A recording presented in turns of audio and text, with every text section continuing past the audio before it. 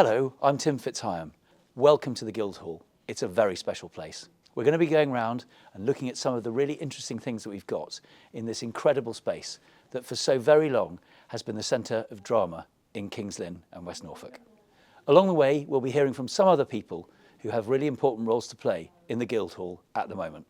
So this building started in the 1390s, we now think, because the roof up there is dated to 1400.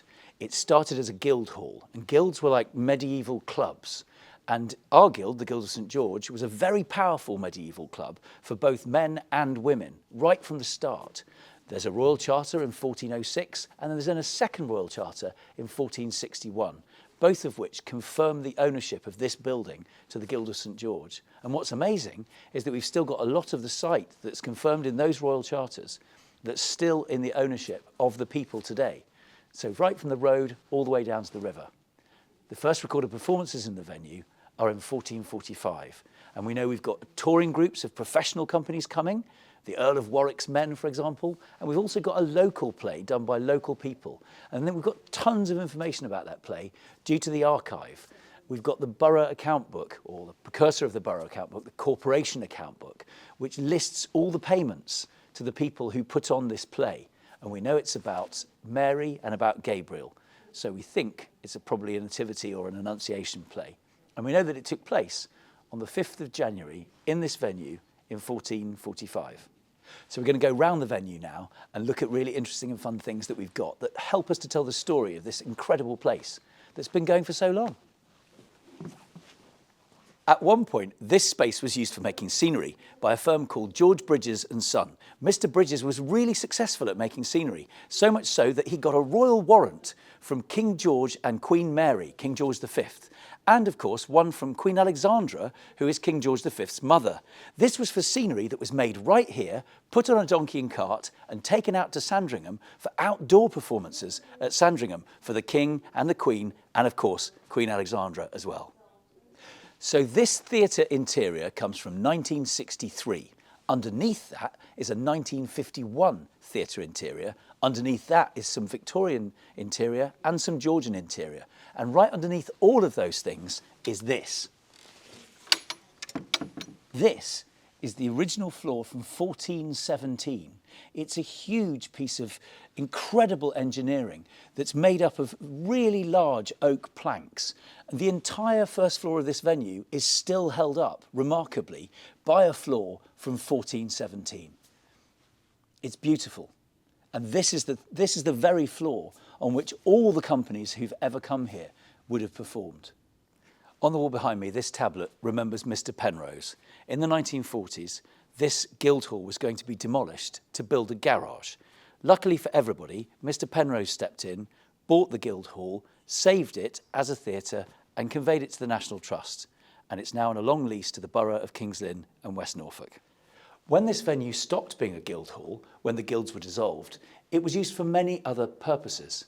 Importantly for us, it continued to be used as a theatre. And we have many famous companies coming here, including Queen Elizabeth I's players, who came here and played it many times.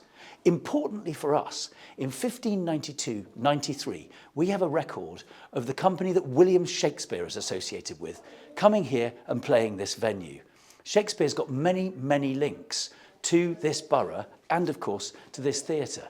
His comedian, Robert Armin, was born in King's Lynn and lived in a house on the High Street. We've done some archaeology in the venue and we've been really lucky to get that archaeology done. One piece of archaeology that we did is there was a wall here, which is a Georgian wall from about 1740. And I'd always had sort of worries about it and suspicions about it. And talking to the brilliant archaeologists, we managed to get them and the permission slips to take away some of this Georgian wall. And behind the Georgian wall, you can see here, we've discovered an archway, a doorway from around about 1390. Now what's really exciting for us is that we think this archway led to the guild kind of committee dressing room where they used to robe up and go into big guild dinners.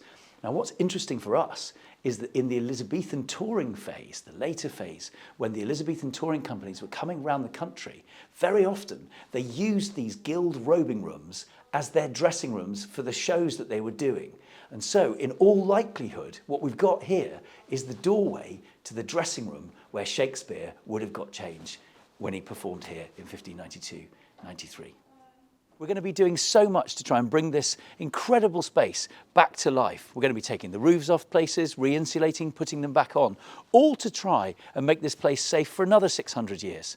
The last major restoration project that took place at the Guildhall was spearheaded by Lady Fermoy, and this tablet commemorates her husband, Lord Fermoy. She was the Guildhall champion in many ways, from the 50s right through until when she died.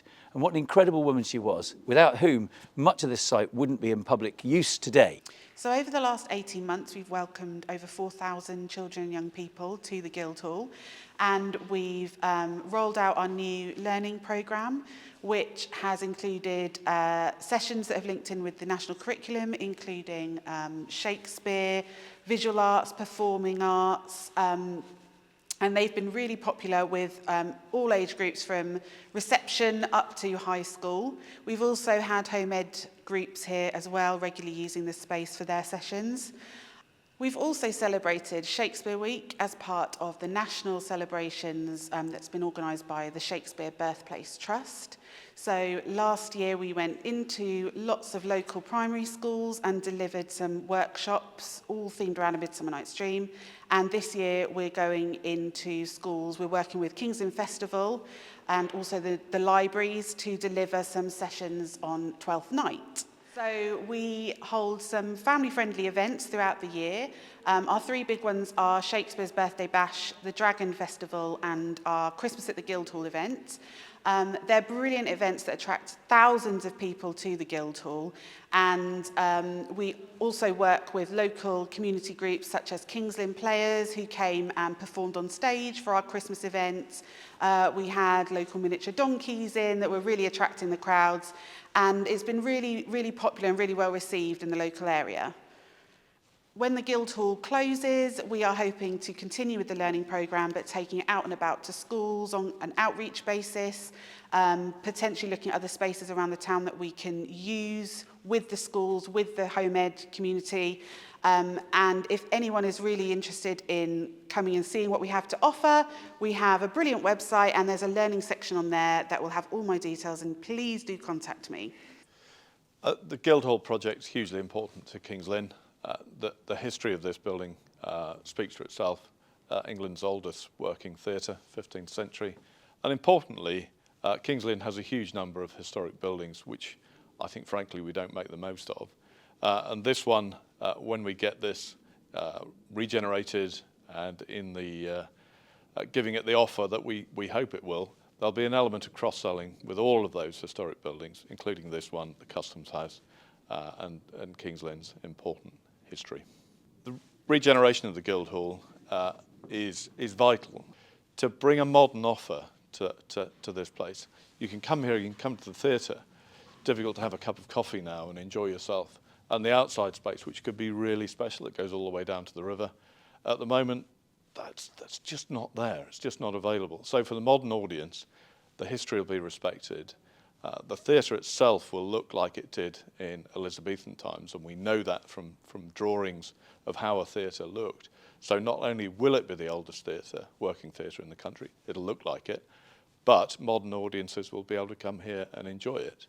The Guildhall is our flagship project, so no pressure, but it's the biggest one.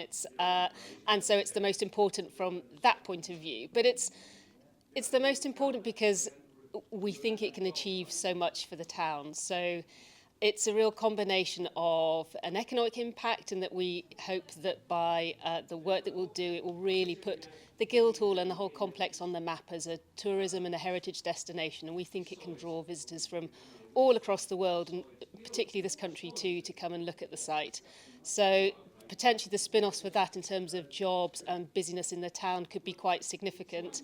But it's also really important, it's going to be a new cultural and creative hub. So we really hope that people within King's Lynn, people who live in the town, near the town, will come and use it to do all manner of creative things, whether that's, plays and things related to Shakespeare or other kinds of drama type activities, as well as other sorts of crafts and making. There'll be new facilities within the creative hub element of the project that will also open up opportunities for crafters and makers and small businesses. So there's quite a lot of different things that will start happening on the site once it's all finished. Thanks for watching this and taking this tour of the Guildhall with me. It's a very special place. Soon we're going to be starting some work on the Guildhall, but we really look forward to welcoming you back as soon as we possibly can when the work's been done. Take care. Bye-bye.